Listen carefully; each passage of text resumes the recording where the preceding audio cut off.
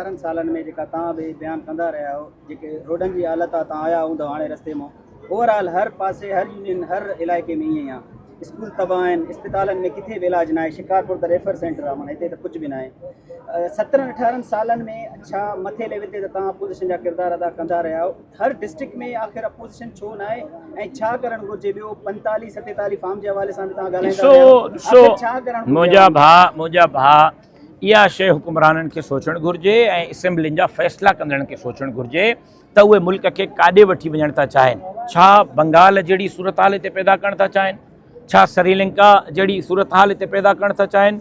छा नेपाल जहिड़ी सूरत हाल पैदा करणु था चाहिनि? हाणे अवाम जे नक खां पाणी मथे हली हलियो आहे। हाणे अवाम पंहिंजे हक़नि जे लाइ चुप करे न वेहंदो।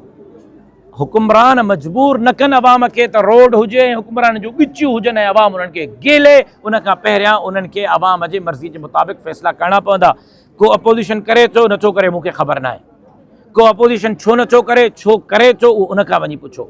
घटि में घटि राशिद महमूद सुमरो तव्हांजे साम्हूं मौजूदु आहे। मां डॉक्टर ख़ालिद महमूद सुमरे जो गोलियुनि में परूर थियल जनाज़ो खणण खां पोइ बि बेग़ैरती जो किरदारु अदा न कयो। सिंध जे हर ॿरंदड़ इशूअ ते जेकॾहिं को जानदार आवाज़ तव्हांखे मिलियो आहे त उहो राशिद महमूद सुमरे जो आहे, जमीयत उलमा इस्लाम जो आहे। मां पंहिंजो हक़ अदा कयो आहे। मां सिंध जे हर ॿरंदड़ इशूअ ते पंहिंजो किरदारु अदा कयो आहे। जलसा कया आहिनि, जुलूस कया आहिनि, मुज़ाहिरा कया आहिनि, धरणा कया आहिनि, 13-13 ॾींहं 18-18 ॾींहं जो लॉन्ग मार्च कयो आहे। मां अमन जरगा कया आहिनि। मां नौजवाननि जे लाइ वञी करे धरणनि जे लाइ उते रोड ते वेठो आहियां। मां कारूंजरे जी चोटीअ ते वेही करे नारा आया आहिनि। मां बाबा क़ौम मोहम्मद अली जिन्ना जे मज़ार ते बि सिंध खपाईंदे पादर खाईंदे जा नारा आया आहिनि। मां इलेक्शन में अमली तौर ते जिन सिंध लुटी ऐं फुरी आहे उन्हनि जो मुक़ाबिलो कयो आहे, कंदो रहां थो ऐं कंदो रहंदुसि। मां सम्झां थो त मुंहिंजो ज़मीर मुतमइन आहे। मां पंहिंजे कद बुत ऐं वस खां वधीक इन्हनि हुकुमराननि खे ललकारियो आहे, ललकारियां थो, ललकारींदो रहंदुसि, लेकिन मजबूर न कयो त असां इन तरफ़ वञूं जो हिते पोइ बंगाल ऐं नेपाल ऐं श्रीलंका जहिड़ी सूरत हाल हुजे। ज़रूरत इन अमर जी आहे त अवाम जे मर्ज़ीअ जे मुताबिक़ फ़ैसिला थियणु घुरिजनि, बंदि कमरनि में फ़ैसिला न थियणु घुरिजनि। जेकॾहिं तव्हां शिकारपुर खे सिंध खां अलॻि था सम्झो पोइ त तव्हांजो सुवालु दुरुस्त आहे। पर जेकॾहिं शिकारपुर सिंध जो हिसो आहे त अमन मार्च छा शिकारपुर मां JUI कोन गुज़ारियो? छा ॿियो दफ़ो अमन मार्च शिकारपुर मां JUI कोन गुज़ारियो? छा 1.5-2 लख माण्हू शिकारपुर जे शहर में गॾु करे अमन जो मुतालबो JUI कोन कयो? छा अमीर अली ख़ान जतोई साहब ऐं डॉक्टर इब्राहिम जतोई साहब मूंसां गॾु कोन हुआ? छा शिकारपुर जे क़बाइली झेड़नि जे ख़ात्मे जे लाइ सखर में अमन जरगो JUI कोन करायो? छा उते डॉक्टर इब्राहिम साहब कोन हो?